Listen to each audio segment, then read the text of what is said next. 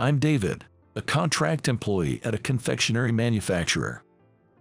I joined this company right after graduating from high school. When I started, I worked in logistics at a factory near the headquarters, but now I'm handling orders and purchases at the main office.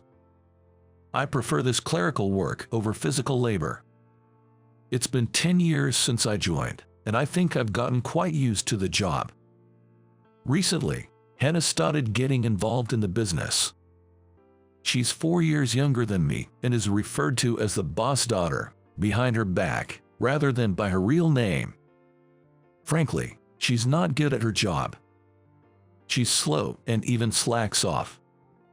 However, Mr. Johnson, the boss, is lenient with his daughter and doesn't reprimand her despite seeing this. My colleagues are also fed up with her. Man, Hannah was just on her cell phone all day today, just texting and slacking off. Due to her status, the other employees couldn't say anything to her. One day, during such a routine, following an organizational change, there was a seat rearrangement, and Hannah started working next to me. Mr. Johnson told me, if my daughter has any trouble, please help her out. Since then, I've been taking care of my own work and looking after her as well. She's always on her cell phone during work and sometimes leaves her tasks midway to take a break. Watching this every day was frustrating for me. Hey, could you check these documents too?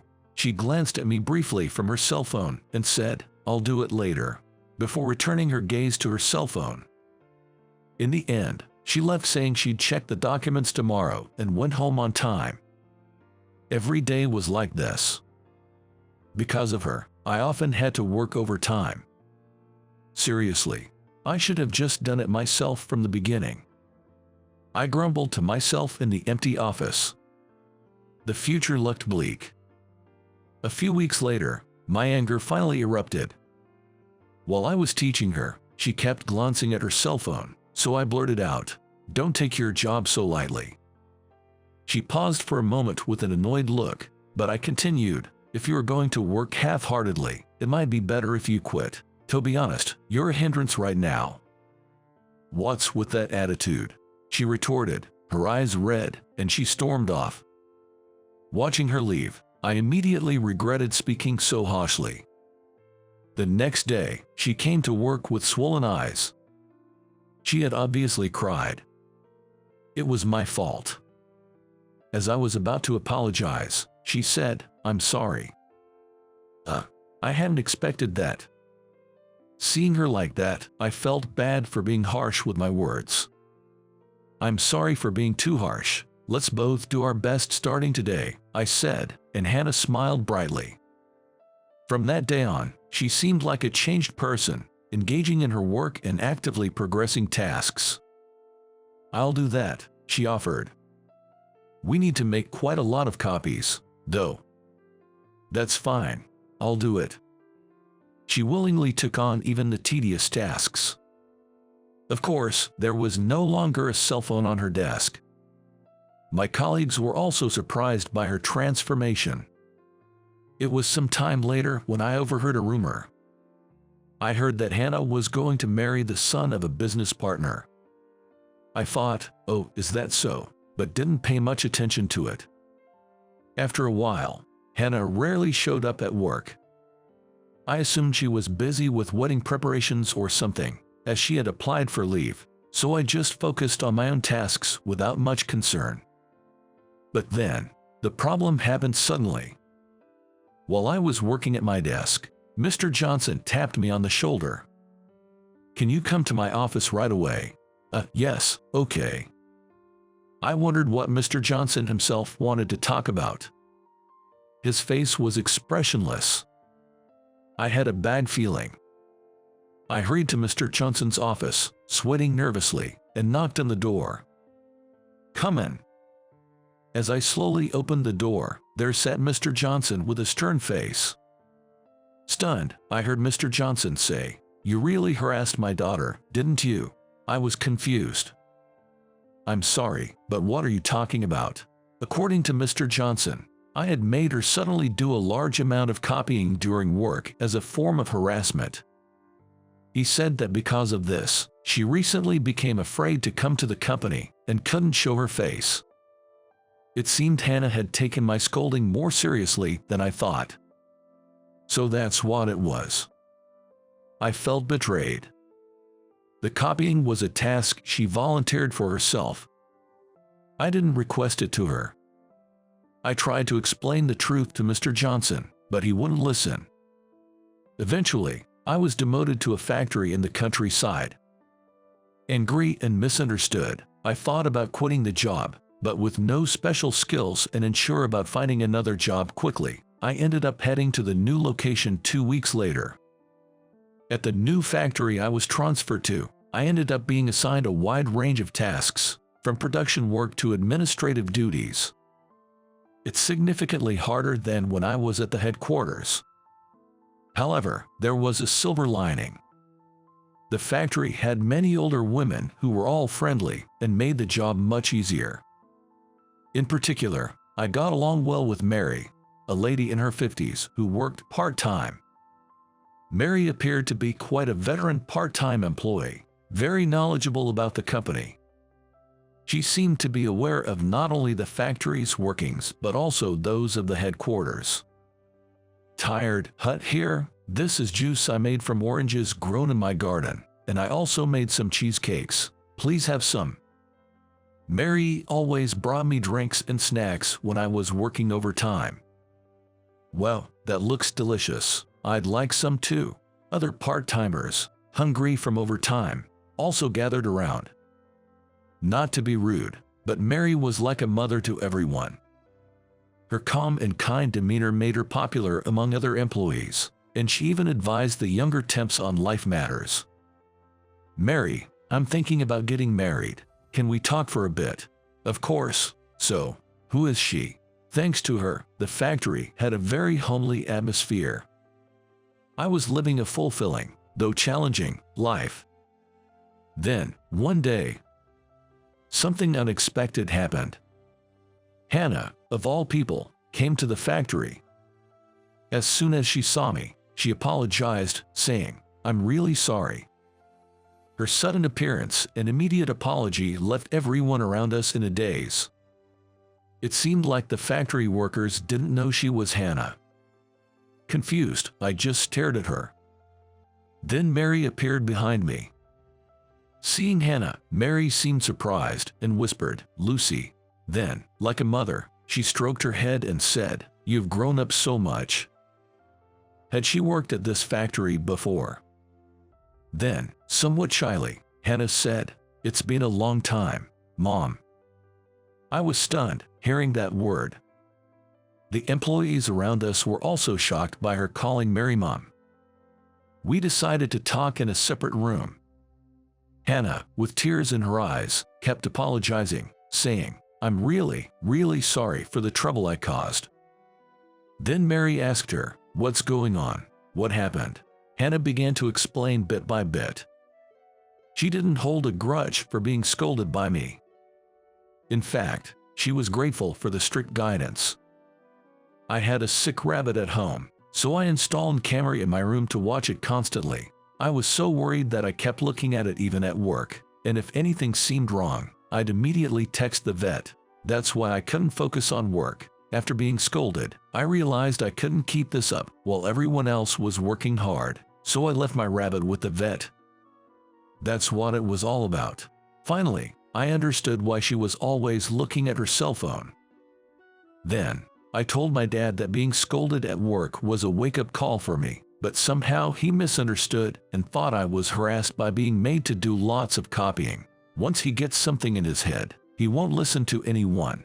And she came to apologize because she was shocked to find out I had been transferred to the factory after she took a leave to care for her rabbit's surgery. That's when Mary spoke up as if she had realized something. "I see. It looks like I'll have to talk to him myself," she murmured. It turned out, Mary and Mr. Johnson were once married. However, they had divorced about 10 years ago. Mary originally worked at the headquarters but moved to this factory after their divorce. Mary quickly contacted Mr. Johnson, and the next day he showed up at the factory. Looking awkward, he greeted Mary with a long time no see. Mary retorted, "You told me to leave the company and our daughter to you, but was it a mistake to trust you?" Mr. Johnson visibly shrank. It was my first time seeing him like this. Watching him, Mary said with exasperation, "You're still so stubborn and set in your ways." I then learned another shocking fact. Our company was originally managed by Mary as an executive. I joined after she had left her position, so I had no idea. Mary sighed, "You don't listen to your daughter or your employees. You can't run a company like that. You've always been like this, not listening to others." Mr. Johnson muttered, "Quiet down," unable to argue back. Finally, Mary asked, "If you plan to keep doing as you please, should I take over the company and Lucy, what will you do?" Mr. Johnson tearfully pleaded, "No, I'll do it." Hannah, who had been silent until then, took her father's hand and said, "Dad, I know you care about me. You were always kind and bought me everything. Of course, I love you, but..." Then she looked down, blushing slightly, and said, "I just want to marry someone I love." Looking into Mr. Johnson's eyes and then, for some reason, glancing at me. Mary again stroked her head. Mr. Johnson looked down and murmured, "Understood." The discussion concluded for the time being, and the next day, work at the factory resumed. I thought I would continue working at the factory, but a week later, I was ordered to return to the headquarters. It was quite sudden and busy, but I was happy to return, as I preferred working at the headquarters. Right after returning, she invited me to a coffee shop during lunch break. As soon as we sat down, she said, "I'm truly sorry for what happened." To her, I said, "You don't have to apologize so many times. Let's look forward to working together again." She insisted on treating me as an apology and paid the bill. As I thanked her and began to walk away, I said, "Thank you for the meal." That's when she pulled my hand and said, "Wait." Confused, I stopped, and she blushed, saying, I like you. I have feelings for you," while looking down. What? I was flustered by her sudden confession, to which she continued, "I have a request. Would you go out with me? I refused the marriage because I fell for you. Is that okay?" Pleading earnestly. Honestly, at that time, I didn't have romantic feelings for her, so we decided to start as friends. However, it didn't take long for us to grow close, and I quickly became attracted to her childlike charm and innocence. Soon, I confessed my feelings, and we started dating. About a month after dating Lucy, I was called to Mr. Johnson's office again. As I entered, he said, "I hear you're dating my daughter," and I nervously wondered what I would be reprimanded for this time. Mr. Johnson said, "I want you to work harder because I'm entrusting my daughter to you." He continued, "If you're willing, would you become a full-time employee? You're well regarded by other employees and the HR department, and I would like you to help with management in the future." "Yes, thank you," I replied, feeling like I was in a dream. Since then, I've been working even harder as a full-time employee, continuing my smooth relationship with Lucy and regularly updating Mary. Mary, preferring the factory environment, continued working there as a part-timer. A lot happened in a short time, but now I'm very happy. I look forward to living fulfilling days, both in my work and personal life. In a noisy office filled with the sounds of ringing phones and conversations, John, was busily working as usual. Shoot, the time for the business meeting is getting close. I need to leave as soon as I finish this quote. Yes, don't. I hurriedly clicked the print button on my computer screen and went to collect the printed document from the printer. Then, I quickly took it to my boss, Michelle. "Michelle, could you sign the estimate on the quote, please?" My female boss, seated at her desk, is named Michelle. She's top in sales performance in the company and was promoted to manager at the young age of 32. Michelle, a graduate from an elite university, is competent and expected to be a candidate for the board of directors. Not only is she intelligent, but she's also beautiful with good looks and has a great figure, though she rarely smiles and is very strict with her subordinates. Especially with me, I feel the cold shoulder more than with other colleagues. Michelle silently took the quote from me, glanced at it, and frowned. The next moment, she yelled loud enough to echo across the floor. "Come on, there's an extra zero. Redo it." Oh, you're right. Sorry. Really, at your age, making such a simple mistake, you're hopeless. That's why you're still a contract worker in your 40s. She said that with a look of disbelief and sighed. As a contract worker, you don't get bonuses, right? At this rate, you might never get married. I was even criticized about things unrelated to work. She's always like this. Ever since she found out I'm a middle school graduate, she's been looking down on me. I hated it, but I couldn't talk back to my boss, even though she's younger. So, I had no choice but to listen silently. The fact that I seem unlikely to get married is true.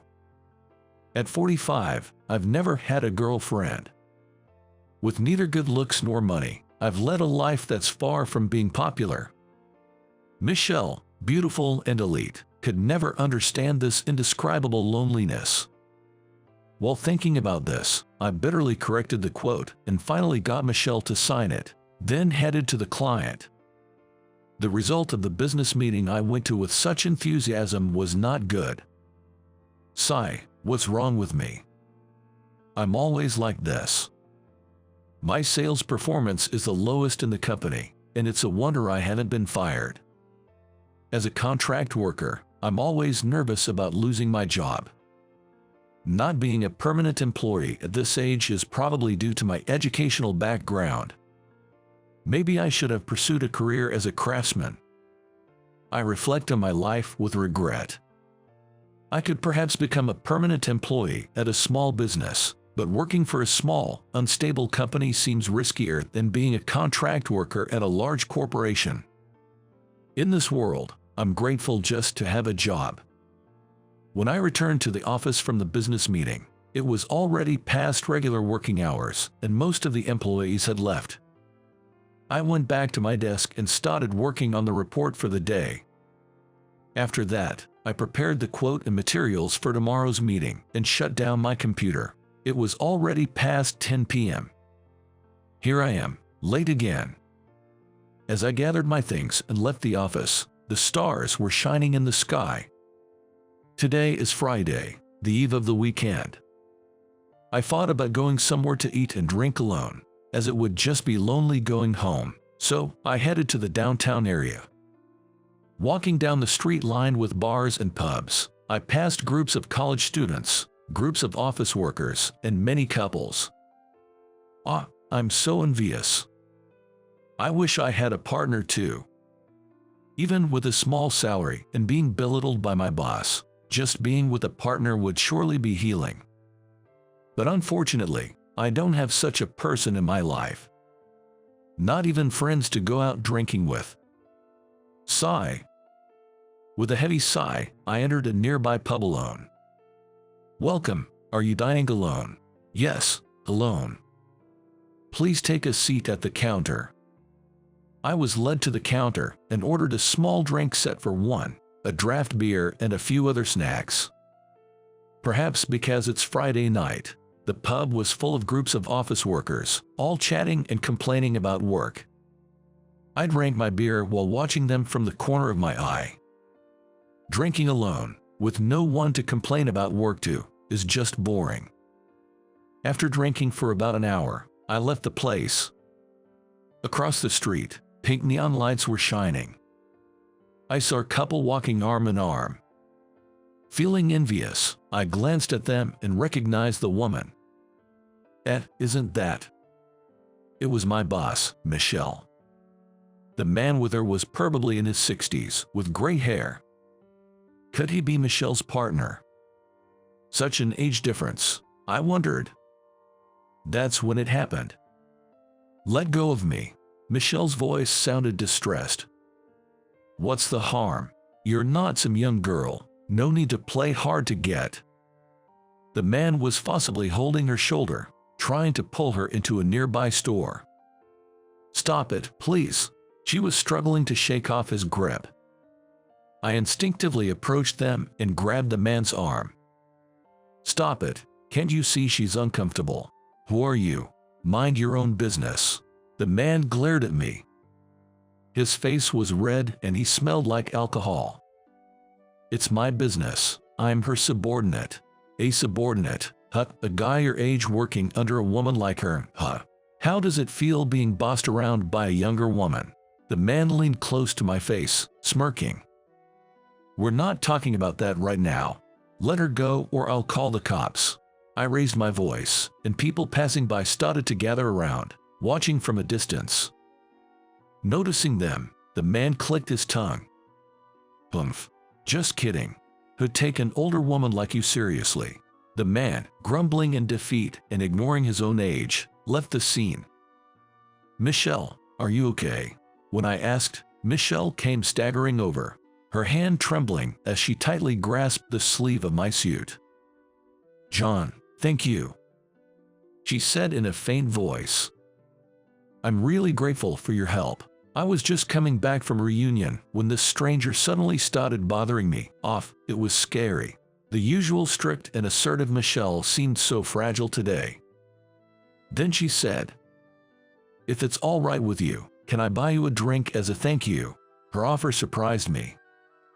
Why would she, who usually finds something to criticize about me, invite me out for drinks? What's gotten into her?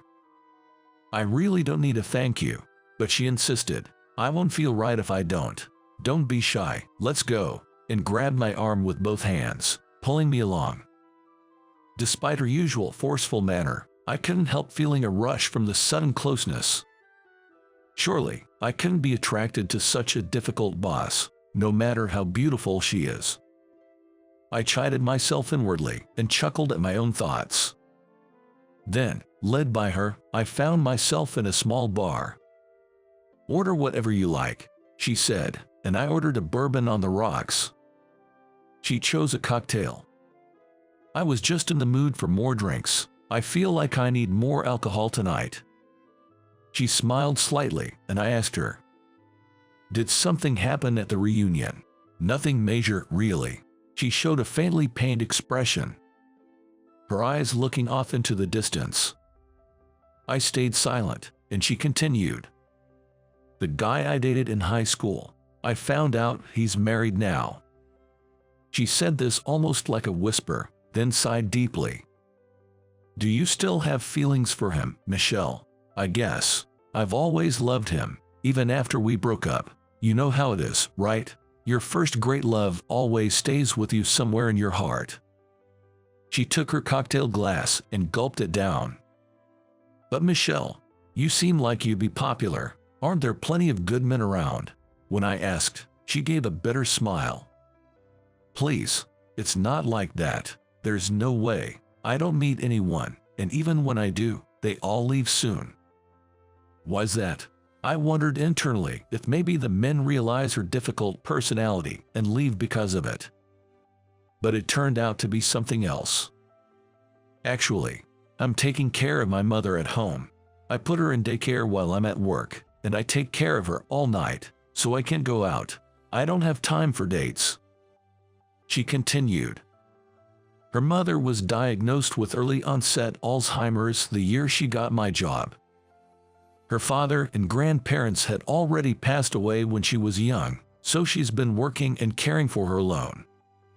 Any romantic prospects end quickly because she can go on dates due to caregiving.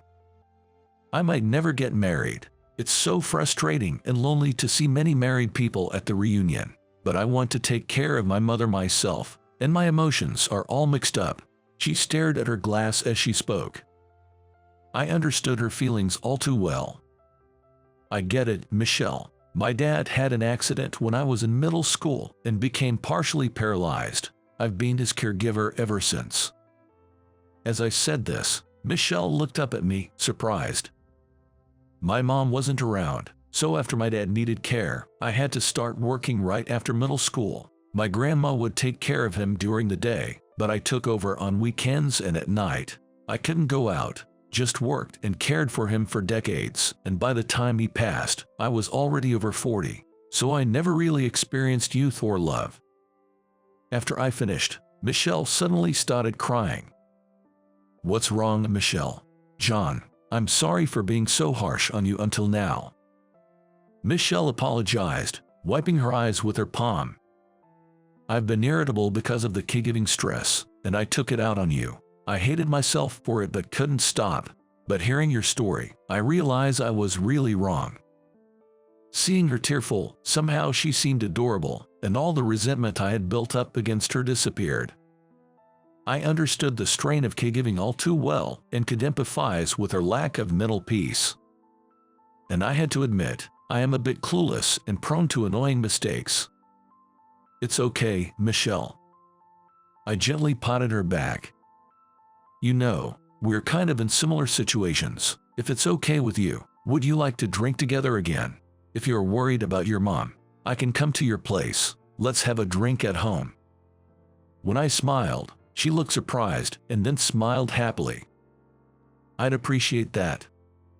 She firmly grasped my extended hand. "Michelle, has your mom gone to bed already?" "Yes, we had dinner together earlier, and she's probably asleep now. Oh, I got some snacks today. Your favorite cheese and crackers." Saying this, Michelle brought out a dish of cheese and crackers. "It looks delicious. I found a rare drink at the liquor store today, so I bought it." "Oh, that drink. I just saw a feature about it on TV and was thinking about trying it." Ever since the night I helped my manager, I've been occasionally visiting her place with a bottle of alcohol. We've been enjoying drinks together, with me bringing wine or sake, and pairing them with snacks prepared by Michelle. We've become good drinking buddies. Since we started having these home drinking sessions, Michelle has become much more relaxed at work. Well, my mistakes are still the same. Watching her enjoy her drink at the living room table, I thought she looked really cute. Thinking about what drink to bring next, I felt happy spending enjoyable moments with Michelle. My name is Bob. I'm a newbie who just started working this spring. My baby face is a concern. I get carded when buying alcohol, and at work, I'm treated like a mascot and still seen as a kid. I believe the only way to change this situation is to achieve results at work, so I've been working hard, staying late every day. This small company of about 10 employees was founded by the president, who worked tirelessly to build it up, mainly focusing on internet sales. That day, like usual, I worked until the last train and hurried to the station. The bustling downtown area gets brighter and more crowded as the night goes on. There are lots of men and women you wouldn't normally see. There are guys who look like nightclub hosts trying to attract customers, and women in flashy, revealing clothes walking quickly. I'm not comfortable with this atmosphere. It feels so alien and even scary to me. I just want to get through it quickly. As I'm running at full speed, I hear a voice say, "Ouch! I had bumped into someone. Sorry, I was in a hurry." I apologize and see that it's a group of tough-looking guys. This is bad. I instantly felt that. The guys were smirking at me. "I'm really sorry. Excuse me." "Hey, wait up, man. You think that's the end of it?" As I try to walk away, one grabs me by the collar. "Own it, what a mess. I'm done for." I got punched. They kept hitting me as if they were in a really bad mood. It hurts. Pain shoots through my body. But after a while, either my brain numbed or I stopped feeling the pain. "Police, over here. They're fighting." A girl's voice sounded from afar. The tough guys panicked at the sound and scattered in all directions like baby spiders. Ah, it's finally over. I tried to get up, but my body wouldn't cooperate. As I staggered to my feet, the girl offered her hand. There's a park right there. Sit on a bench. I'll go buy some antiseptic. With that, she ran off. Lying on the park bench with my eyes closed, she returned with a bag. Use this. She handed me a wet handkerchief, antiseptic, and band-aids. Even in the dim park, her bright blonde hair and torn, distressed shorts stood out, giving her a bit of a tough look. I'm sorry for making you buy all this. I'll pay you. No, it's fine for now. Take care of your wounds first. Ah, okay. I wiped my bloodied mouth with the handkerchief. Lucky they ran off when I shouted police. I didn't actually call them though. If I did, they might have hit you more. She laughed. I usually ignore fights, but I couldn't stand seeing high school kids getting beaten. It's dangerous for you to walk around at this hour. I was surprised. Wait, she thinks I'm underage. No, I'm not a kid. Just coming back from work. Really? How old are you? 22. What? Older than me? Well, I helped for nothing. She burst out laughing. Not at all. Thank you for helping me. You're welcome. What about you, walking alone at this time? You're not running away from home, right? No way, I'd never run away. She said, laughing. Lisa Brown was her name, a cheerful girl who laughs a lot. She looked a bit rough around the edges but was fun to be with. We ended up talking in the park for a long time and even exchanged contacts. I missed the last train and had to walk home, but talking to her eased the shock and pain of being beaten. Since the next day, my routine was the same, work and catching the late train home. But one thing had changed. I started exchanging texts with Lisa. My dad, he's so arrogant and annoying. He might be important at work, but I can't respect him. He's never home. Lisa would sometimes complain like that. Your dad's busy with work, huh? Yeah, he's a president. Really? I replied, then suddenly thought. Wait, the president of my company. His name is Brown too. Could it be? With that thought, I casually asked. Your dad's company, what is it? I texted her the name of the company where I work. Yay, that's right. Wait, how do you know? I couldn't believe it. I was shocked by her response. I never imagined Lisa was the daughter of my company's president. When I mentioned it, surprisingly, Lisa seemed pleased. Later, I was called in by the president. And President Brown said with a smile, "Don't be nervous, take a seat. I hear you're close with my daughter, Lisa." I had been worried about getting in trouble, but his cheerful manner suggested otherwise. In fact, Mr. Brown seemed happy. Lisa doesn't have many friends because of her personality. Please keep being good friends with her. I was relieved, though a bit taken aback. I had been worried about accusations of seducing his daughter, but that was needless. Afterward, perhaps because her father approved, Lisa started contacting me more. Bob, let's hang out. How about karaoke? Do you know what's trendy? I've been curious about the cake buffet at that store. Let's go together. Our goal is to eat 10 pieces each. Because of Mr. Brown's approval, I could go out with her during lunch and return a bit late without worry, and if she invited me for dinner, I could leave work early without any issue. It seems Mr. Brown was right about her having few friends. She often called me out to different places to eat or hang out. She might be self-centered, but not a bad person. She looks a bit rough, though. It was fun to hang out with her, but there were problems. She called me out so frequently.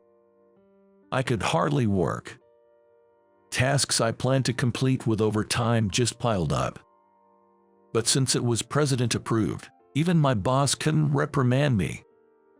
My boss and colleagues just made bitter faces, silently letting me go when she called.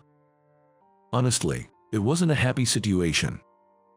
I couldn't work properly, and I was teased as the future president just for seeing the president's daughter. I didn't want the president's seat. I wanted to work hard and achieve results first. I disliked being talked about like that. Bob, let's go to a movie. The one I wanted to see has started. Lisa invited me as usual.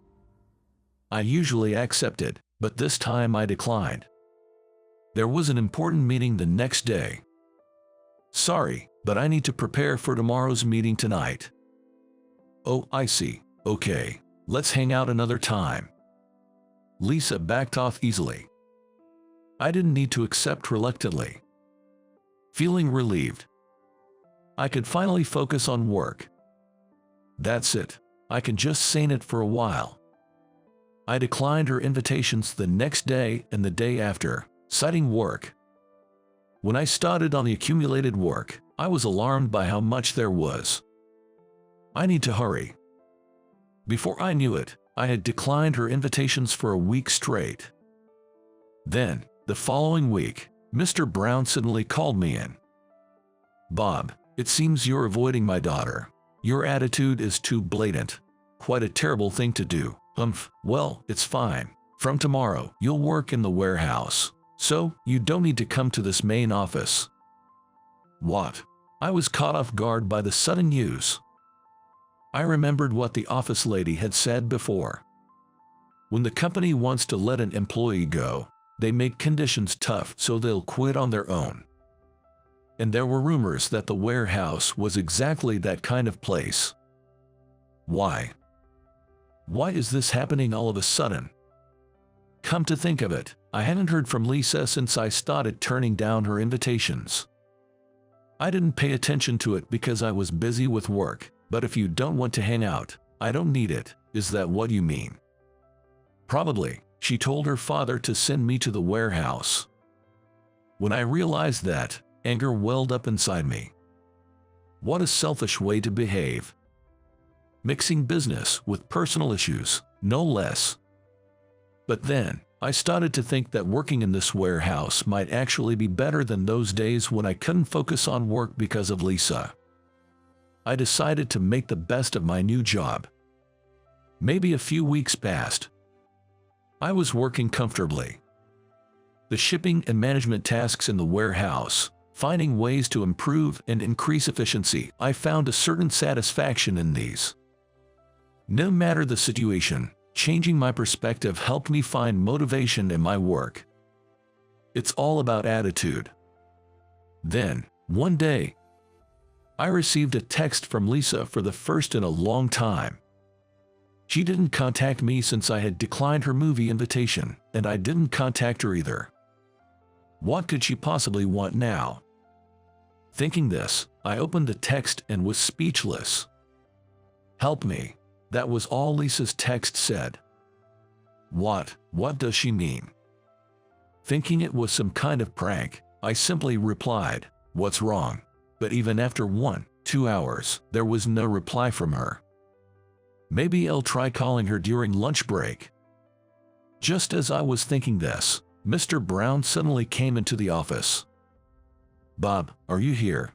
Mr. Brown, what's going on? Bob, help Lisa. Mr. Brown looked pale as he handed me his smartphone. There was an email on the screen with an attached image. Lisa, she's been kidnapped. She looked like she was about to cry, but there seemed to be no injuries. The text read, "We'll contact again." What's this about? Lisa apparently left home after a heated argument with her father, Mr. Brown. It seems the argument started over my being transferred to warehouse duties. The heated exchange led Lisa to storm out of the house. A few hours later, Mr. Brown received a text. "I've been told not to call the cops. It might be wrong to ask you, but please help Lisa. I'm begging you." Mr. Brown, with tears in his eyes, begged me. The text from Lisa read, "Help me. It wasn't a prank, then. Things have gotten serious." I rushed out of the office. I tried replying to Lisa. "I'm coming to help. Where are you? A few minutes later, I got a reply. The red abandoned building in the downtown area. I forwarded the text to Mr. Brown and ran to the location. I recognized the place immediately. I always passed that building on my way to the main office. Lisa, I burst through the door. Inside, several rough-looking men and Lisa, seated on a chair, were present. The men approached with angry faces. What do you want? You looking for trouble, huh?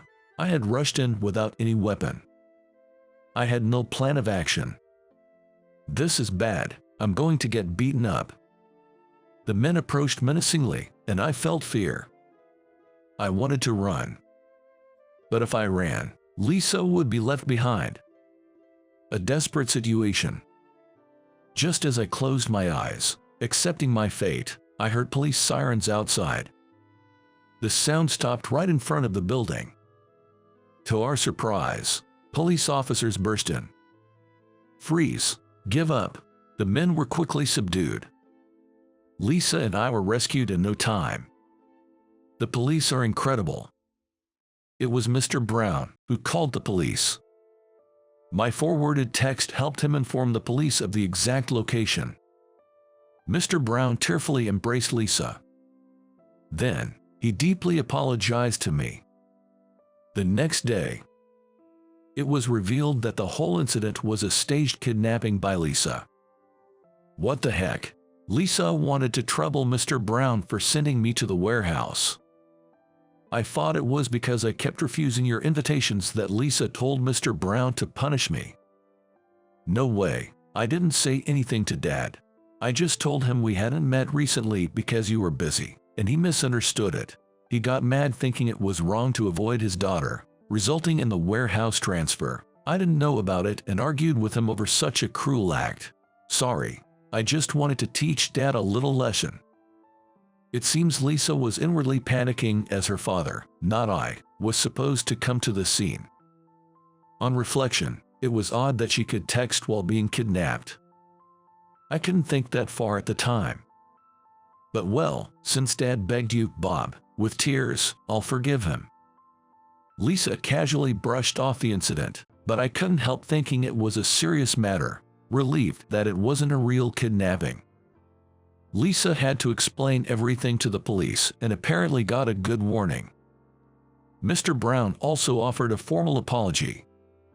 He admitted to acting childishly out of love for his daughter and for his selfish misunderstanding, deeply apologized. He even suggested I return to my original department. But I declined. I was starting to find the warehouse work interesting and was happy about the transfer. Lisa apologized for repeatedly inviting me without considering my circumstances. It's okay to say no when you can't. I'd be happy if you'd hang out with me again, though, she said modestly. Of course, that was okay. I had fun when we hung out. Actually, Bob, I have something to discuss with you. What is it? Would you consider becoming the next president and, eventually, Lisa's husband? What? Hey, what are you saying? Lisa blushed and got angry at her father's sudden proposal. I smiled and said, I'll pass on becoming the next president. I'm not cut out for that, but I'd like to start as friends with Lisa, just as equals, not as the president's daughter or your employee. That would make me happy. Both Lisa and Mr. Brown laughed and said, we'd appreciate that. Thus, my eventful saga came to a close, marking the beginning of a new chapter. Tomorrow looks to be a busy day. Both my professional and personal life seem promising. Someday, I want to confidently see Mr. Brown. By then, I might even be regarded as more mature by those around me. You look like a mess at the bottom, haha. Emma said that, and, while I was still on duty, she poured the can of beer she had onto my head and laughed loudly.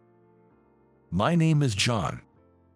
My parents divorced when I was just beginning to understand things, and I was taken in by my mother, growing up in a single-parent household.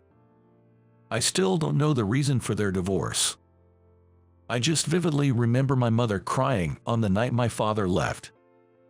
So, I never thought to ask about the cause of the divorce. Being in a single-parent household meant that my mother had to earn the amount that a father in a typical family would bring home all by herself. My mother worked multiple part-time jobs, tirelessly providing for me to have a comfortable life from morning till night. Seeing my mother's efforts, even though I was young, I felt that I couldn't waste her hard work. I diligently focused on my studies, even if it meant sacrificing things I wanted. I secretly wished to play soccer, but I feared it would affect my academics, so I never joined the club. Looking back, I realized that we didn't have the financial means to afford soccer gear like spikes or uniforms, so not joining was the right decision.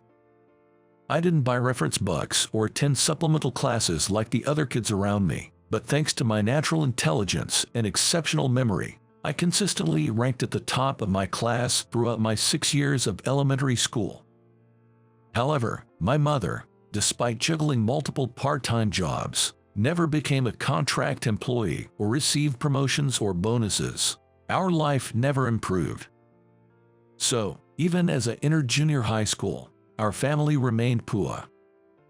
In elementary school, I wore tattered clothes because we had no school uniforms. By the time I reached the upper grades, my classmates and teachers had figured out that I was from a poor family.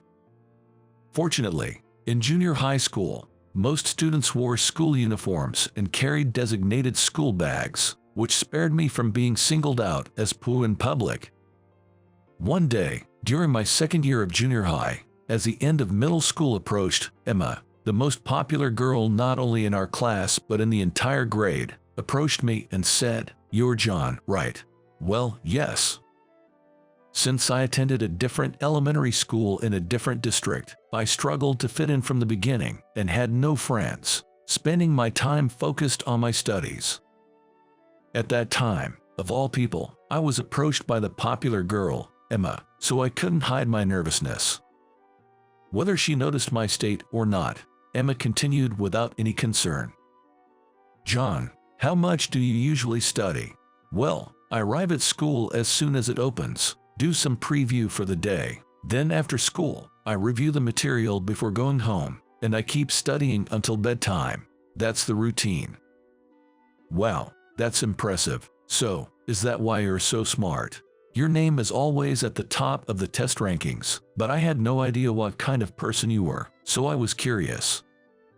Saying that, Emma, who laughed, was cuter than any other girl I had met so far.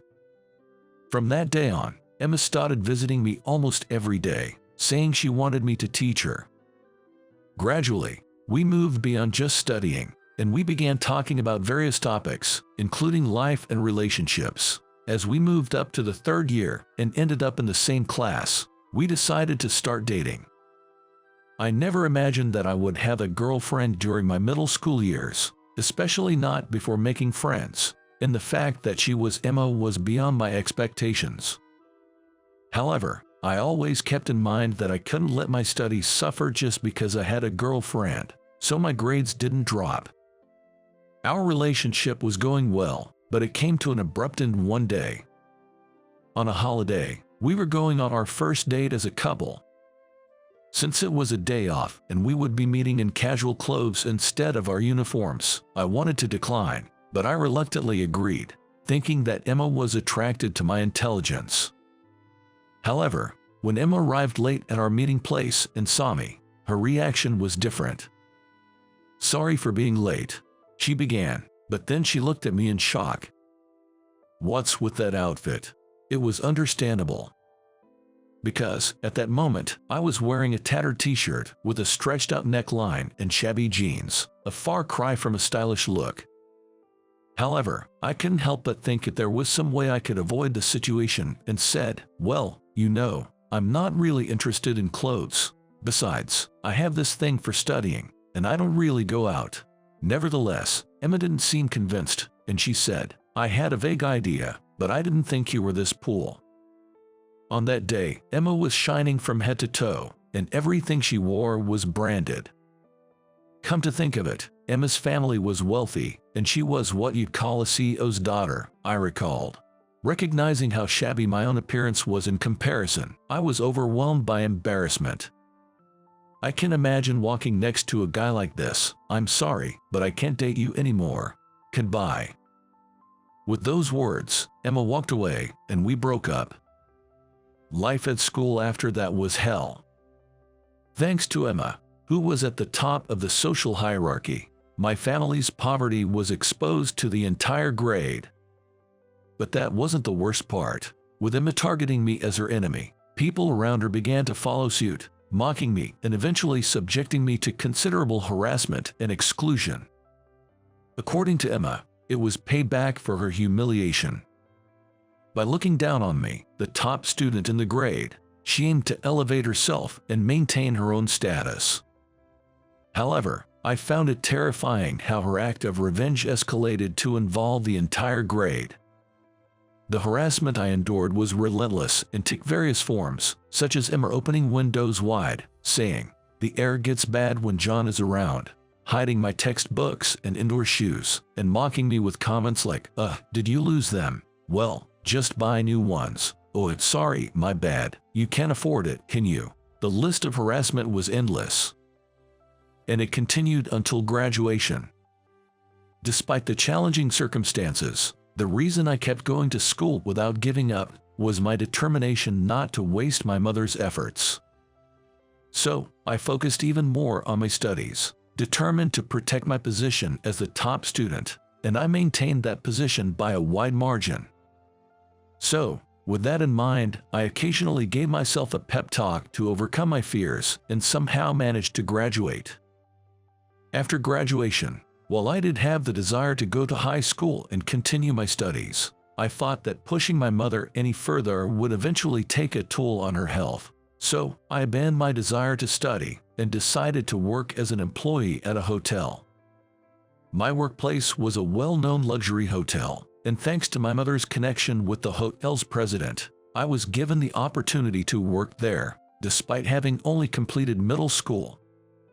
Mr. Smith, the CEO, was an exceptionally capable individual who not only managed this hotel, but also several others.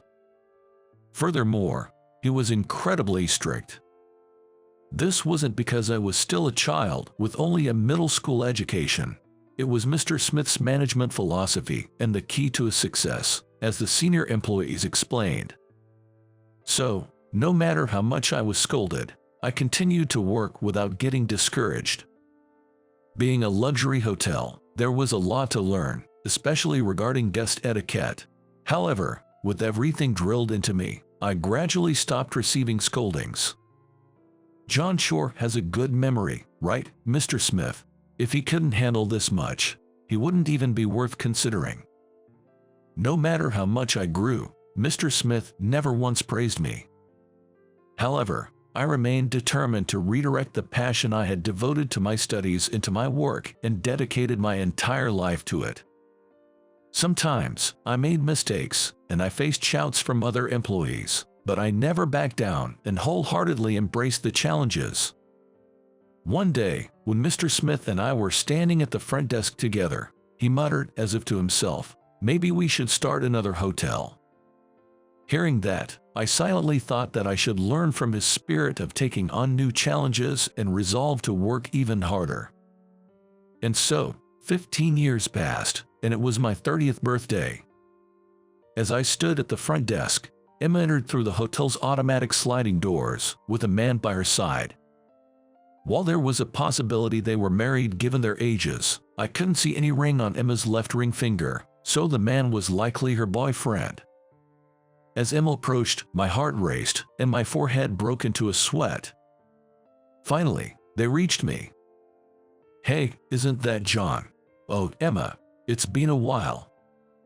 I can't believe you're working here, you, who was so poor and only had a middle school education." With those words, just like in the past, Emma mocked me and then boasted about her boyfriend, who was an elite employee at a large company and had an annual income of $200,000 as they checked in. Although I had to carry the guest's luggage to their room, I did so reluctantly without showing any emotion on my face. I endured a stream of insults on the way but pretended not to care. Meeting Emma and being reminded of my unpleasant past on my birthday was truly disheartening. Even though I was at work, I couldn't help but feel a little down, and my concentration wavered. Several hours later, during my break, Mr. Smith came into the break room and said he wanted to talk. After the break, when I returned to work, Emma appeared in the lobby again. Blushing and with slightly unsteady steps, it was clear that she had been drinking somewhere. That is typical Emma. I knew that dealing with her would be even more troublesome if she got drunk.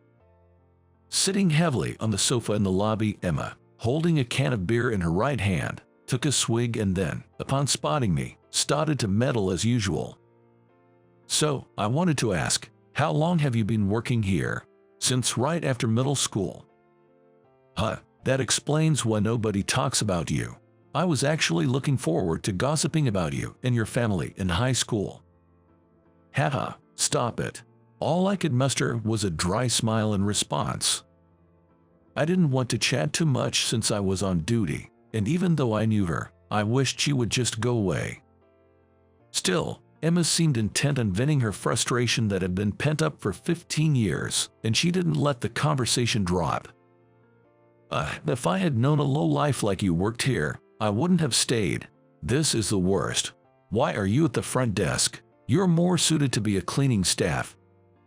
I thought Emma wouldn't stop even if other guests came, so I left the front desk and approached her. Please keep your voice down. There are other guests around. What? Why should I listen to you? The next moment, Emma stood up and, saying you don't deserve to wear such a nice uniform, poured her half-finished beer over my head. There you go. A ragged look suits the likes of you. Emma laughed loudly. She looked just like a witch. Seeing this, other employees hurried over to me. But I stopped them. I'm fine. But you're soaking wet. Yeah, I'll go change real quick. I glanced at Emma, saying you've had too much to drink, and left. After changing, I returned to the front desk, and Emma was still sitting on the sofa. That's when her boyfriend came in, excitedly saying, "There's an awesome car parked outside. It's black and looks really slick. Must be custom made." Really? I won't be surprised unless it's a luxury car. My dad has tons of them. They bantered, looking outside through the automatic doors. Then, several men in suits got out of the luxury car.